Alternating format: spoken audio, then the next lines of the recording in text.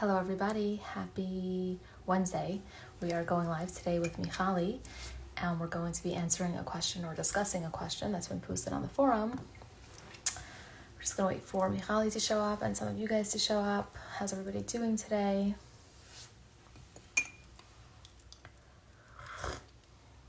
Thanks for joining. We're just going to wait for Michali. Okay, I see Michali. We're going to invite Michali. Okay.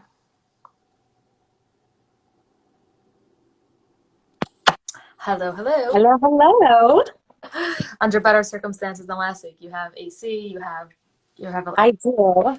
Okay, I just got rid of a spider all by myself, so we're it's looking up, Faye. It's really looking up.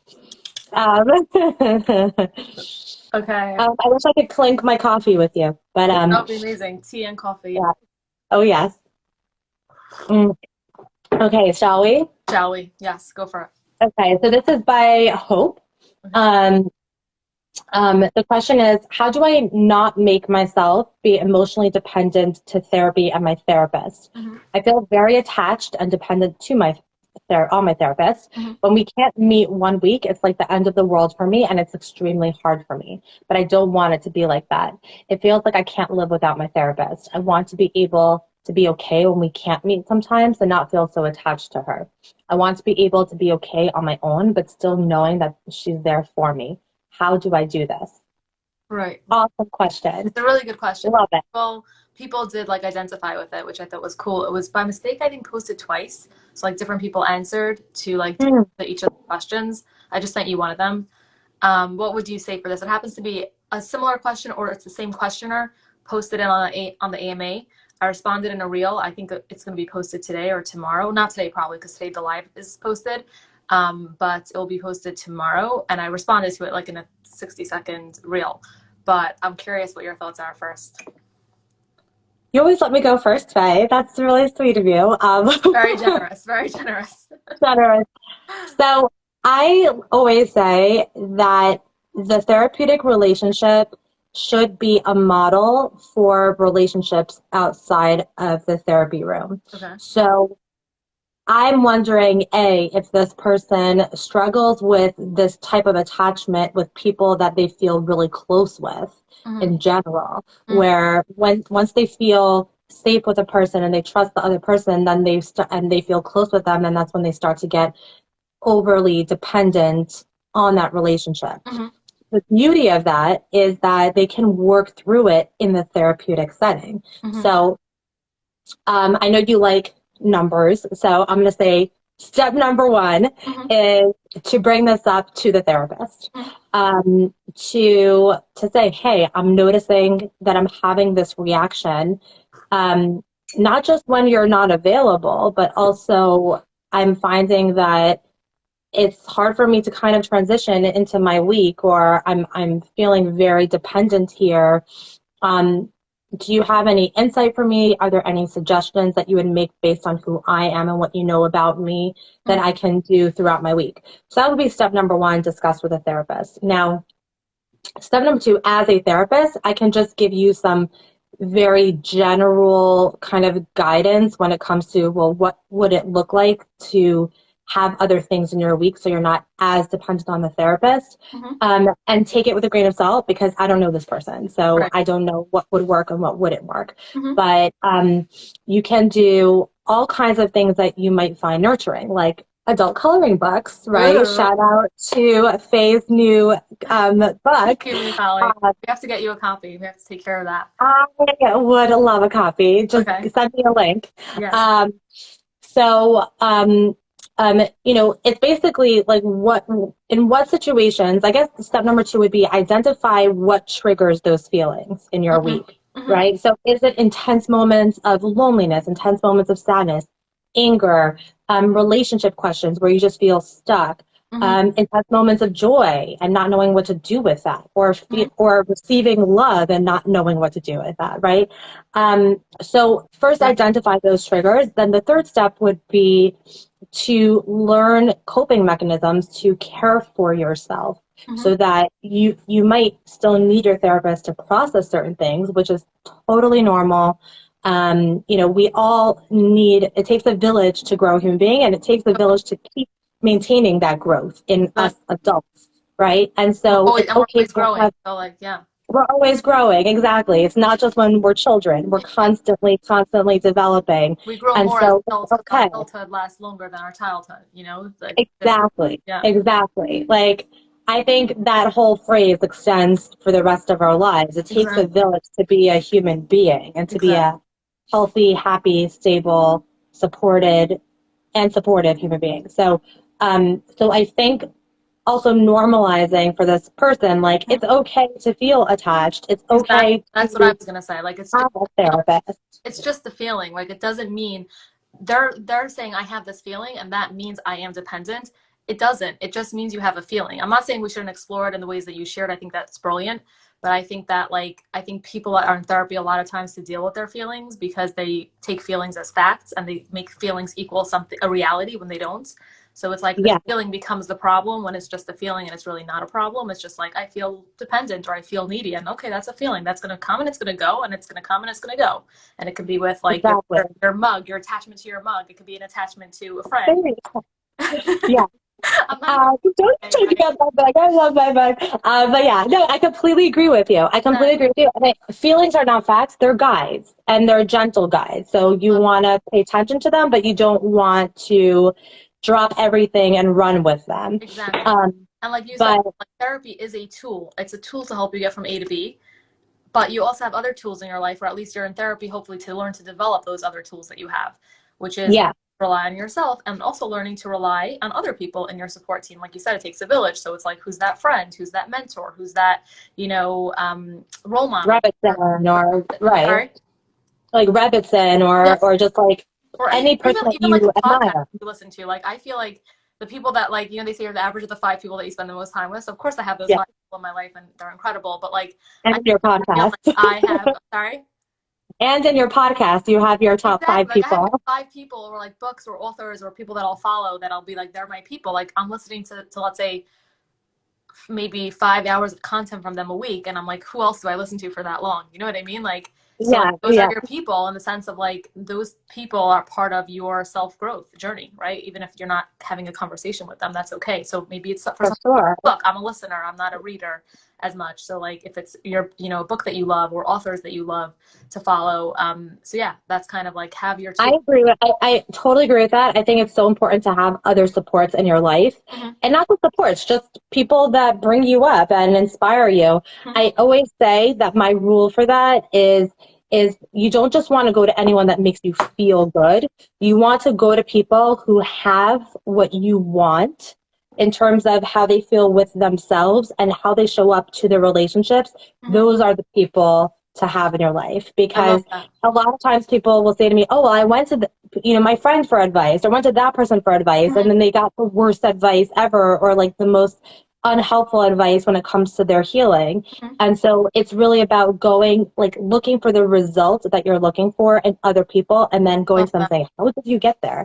I love Someone that. just wrote something. Yes, yeah, but I love what you said, Michali, and like I think it's so poignant because like I feel like people stay away from people that they like that have what they like because it's like it's gonna trigger them, they're gonna be jealous, and I'm like, no, no, no, that's what you need to go after because that person is like your messenger because the same way they got there, that doesn't mean you could have their life, on like, replicate it, but you can learn to get what you are jealous of because really jealousy is inspiration behind it. A lot of times it's like, I want Yeah, that inspires me. I want that because like what's behind it? They're making an impact or they're super kind or whatever it is, or they're calm. And you can learn to tap into that within yourself. If you're attracted to it, clearly you have it in you to embody it on some level. So I love that you said totally 100%. Thank one of you. my things that I'm so passionate about. Yeah, no, I love the passion, and I couldn't agree more. I mean, Yeah. I think it's quote unquote easy and feels good to go to people that just like tell us what we want to hear. I mean, so Right. many times, like, if I talk to like girls about like, a breakup and the other girlfriends, this is like just like a very stereotypical example of Right. like he was terrible, we hated him, Yeah. oh, we don't like him.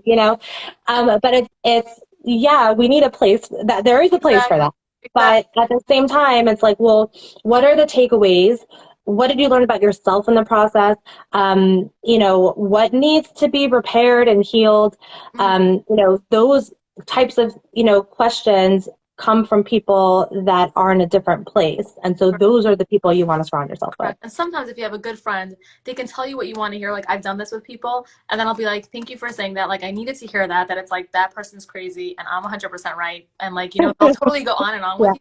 But then I'll be like, "Okay, but now I need you to like put yourself in their shoes, be honest with me. What was my part in this?" And they can do that for you. Like they can yeah, totally be objective and be like, well, you went into that pattern again, or you know, like you were, whatever it is, like they'll, because they know you so well, they'll totally take your side, but then they'll also be like, okay, you really want me to be open and honest? Like I'm going to put myself in their shoes for a minute and be objective and let you know where we stand and where I think what can be the learning takeaway for you from this in this place. So it doesn't have to for be that, sure. or I think there are some people that can be both for you. You can But validate. ask for it. Yeah, Yeah, if you ask for it, because a lot of times the people that are that like, you know, cuddle for you, they're going to just want to make you feel better, and that's okay. They're great for that. But if for you sure. want them to like help you grow, then it's also like you might need to be like to push them for that. You know, I know that I do that with some people, and I'll be and that's fine. You know, I think Yeah, that's and just to edit what I said, every human being needs validation. yeah, So there's always going to be a need for validation, and at the same time, if we want to grow and heal as people,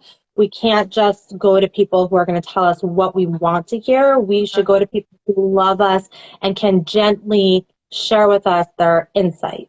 love it. Um, Yes, there was. so one person just said, why do I not like the word coping? Like when the goal of therapy is framed as learning to cope versus actually healing and going on a healing journey to get well. So yeah, so some people go to therapy just to learn how to cope. We're using the word coping mechanisms as basically something that all human beings need to get through life, that we I don't know all if you go through understood that things. question so quickly. I had to like read it again. I'm like, Oh, right. Like, right. My head just fall. like that was super fast because it was, yeah, now I understand the question. Yeah. But So let's I clarify for think, people that maybe didn't understand the question. The question is, why do we use the word coping? This Penny, I think, asked the question, like, he doesn't like the word coping. It sounds very like, maybe it has like a negative bias of like just coping, just learning to cope versus learning to be optimally healthy and happy. Is that, yes. yeah. And so to me, my goal when I'm working with clients is always for them to be optimally happy and healthy. But we all go through minor things throughout our days and then major things in our lives where we need to tap into certain tools to be able to cope with those things, right? Like I'm just going to give you a really superficial example. If you stub your toe, right? How are you going to cope with that? Are you going to then yell at your kid who just happens to walk by you? That's a coping mechanism. Or are you going to tend to your wound and say, ouch, and then give yourself a kiss and give yourself a minute to kind of regroup and then kind of go forward in your day, right? Those are coping mechanisms. It's just a clinical term, but the coping mechanisms, ironically, enable us to heal and to live in a healthy way. So healthy people use coping mechanisms in an adaptive way. I think it's a very general term. I think it maybe gets a Yeah, bad rap. I think that's where Penny's yeah, like maybe just that's where the question's coming from. I mean, I guess Penny, you're saying coping is for crisis management. You go to alcohol to cope if that's your goal. I think it's a matter of semantics, to be honest. Like, I don't think that it's like coping only means like the negative quick fixes. I think that people use coping skills in a very positive way. Like, oh, I'll do yoga for coping as a coping skill. I'll do meditation. that's totally coping skill. We'll drink I coffee. exactly, or tea, or spend time with a good friend. Like those are all coping skills. I think that you may become, you know, I think maybe in like the addiction space. I don't know. I haven't been involved in that space for a very long time, but like it might be used as like, okay, alcohol is your coping skill, you know, or your coping strategy versus like healthy coping skills, you know. And I think more in the therapy world, when people are moving from that crisis to more of like a long-term healthy happy life, they use the word coping skill, but it has more of a positive frame around it. Is that, at least that's Yeah. what it is. So I don't see Yeah, no, I completely agree. Like if you check out Webster Dictionary, cope, like a synonym for that is to deal with, right? And so we're all, even when we're in a healthy space, we're constantly dealing with and navigating things that happen in our unique lives. And so it's not the goal of therapy just to deal. The goal of therapy is to kind of rise above just living a life of just dealing and and living a life that brings you meaning and fulfillment and Mhm. peace, Exactly. and self-pride, but or whatever your personal goal is for your life. For some people, But it might just be like just a hope. You know, like there are people that are like yeah, in a crisis. I'm gonna go to therapy just to get out of this till I can function, right? Like, and for them, functioning might just mean like being able to eat 3 meals a day and sleeping, and their whole the rest of their life could be a chaotic mess. But for them, they're comfortable in that. Like, from an objective, point yeah, of for view, might be sure. It's so subjective. correct. The other question I just want to get to, because I know we're going to end in a Yeah. minute, is like Yes. the top 5 mental health. I thought is a fun question, actually. Yeah. Is like the top 5. Authors in the I'm mental still health back to genre, maybe because yeah, like or podcast people. yeah. So I have some of mine. I know you have some of yours. Go For for me, yours. it's I happen to not have so many like in the mental health space. I'm more like similar to what you said. Like I'll see people that I can like learn from, and then like I'll be like, okay, what do they do for their mental health? If I'm interested or if it mhm, comes up, but it's more like they'll inspire me in business or in like just whatever their like space is. So yeah, like what my like Jay Shetty, like he's a monk. I mean, or he's like a former monk, but he's now like very into mental health and wellness and mindfulness and meditation. So like I'll listen to his podcast. Again, I don't know if you could call him mental health influencer or whatever or author, but definitely fall somewhere in that like space. So that's kind of yeah. take on it. And then yeah, that's I'm not like I have so many. I go for love it. Esther I'll take Perel. some notes. Let me hear. Let So me hear. Esther Perel is awesome. She's like Okay. a sex therapist, educator, researcher. She's Okay. done extensive work on infidelity and just healthy sexuality. I absolutely love her. The second one is Simon Sinek, Okay. He's yeah. which I know you for sure know. Yeah. And Okay. he's kind of a great blend between like normative mental health and like business and Yeah. stuff like that.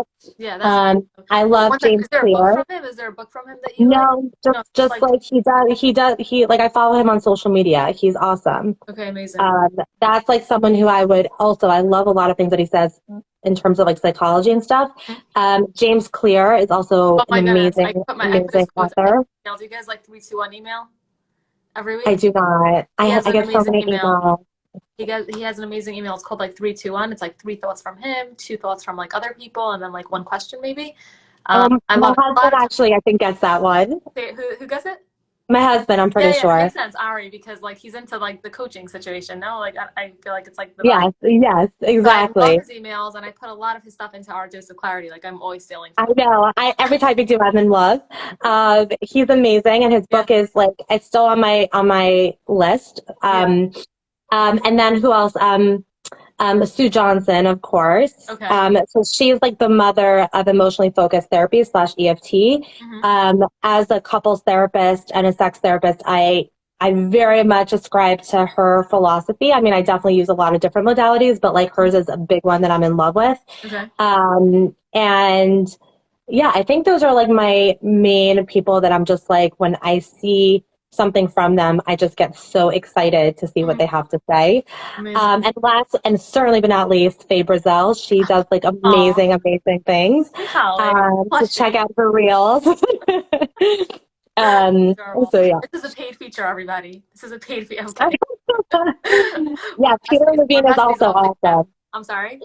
Peter Levine, Peter Penny Levine, yeah, just he's wrote good Peter too. Levine. He's awesome. I'm familiar. Obviously, Brene Brown. Brene Brown definitely got me very early in like the men's my when I was becoming a therapist. I was very into Brene Brown. I feel like I discovered her like before she became famous. Like I read her Before book she was Gift of famous. Imperfection, and like I was telling everybody about it. Nobody knew who she was, and then all of a sudden she blew up. So I was like, okay, Wow. I was Wow. going to give myself Wow. Look at credit. that. You But should yeah, submission. I've read a couple of her books. Definitely, The Gifts of Imperfection is something that I've been, like that was like my first introduction to her. Peter Levine, I heard of. I'm not familiar. He's Renee the Brown has been father around. of somatic Adorable. experiencing. I think it's an amazing modality, especially for trauma, big T trauma, little T trauma. Which one? And it's Peter Levine. basically Peter Levine. So he created the modality of somatic experiencing. Cool. And Okay. it's basically like a bottom up approach to dealing with trauma. So like addressing what's going on in the body. Got it. Um, so he does such amazing work. I mean, he's semi-retired right now, Okay. Amazing. um, Sarah Weiss but yeah. said you should read her books. Yes, if you struggle or you want to just like be healthier around like perfectionism, definitely Brene Brown's book, The Gifts of Imperfection. I read, I think I thought it was just me, but it isn't. But like, I don't think I connected to it as much. I don't know if I ever even finished it, but like The Gifts of Imperfection, that book from Brene Brown, Yeah. that's like her bestseller. And then like her podcast, not her podcast, but like she does some TED Talks that are good. I rather listen to things, and I rather listen to condensed things, like rather than read a whole book or listen to like a 10-hour book. I'll be like, give me a 1 hour podcast on 2x, and I'm like, great to go.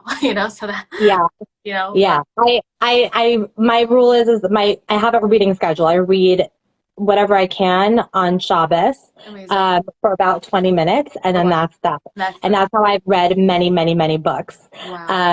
Um, so just a Wow. little bit at a time. It's Amazing. possible to finish books that way, That's just a few amazing. Thank you. pages That's at a really time. inspiring. Okay, this was So amazing. yeah, I better run because I have to make a Pilates class.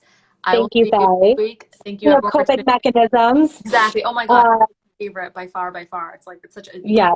became a hobby. I don't even know if I could call it like a coping mechanism. It's like my Oh day. my goodness. You Yeah. transformed one of those people that says, I like to exercise.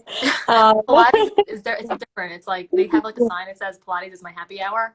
And I was like, Yeah. when I first saw it, I was like cringing, and now I'm like, okay, I'm getting this. You're slowly converting. Totally. Well, Okay. congratulations on your I conversion. still want to do another quick live maybe on my personal, but I am going to go for now. Thank you, Michali. Thank you, everyone, for tuning in. Thank This you, was really fun. Sally. And thank you, everyone, for being so interactive. This was really nice, really fun. A lot of fun. Have a All good right, one. take care, Sally. Bye bye. Bye-bye.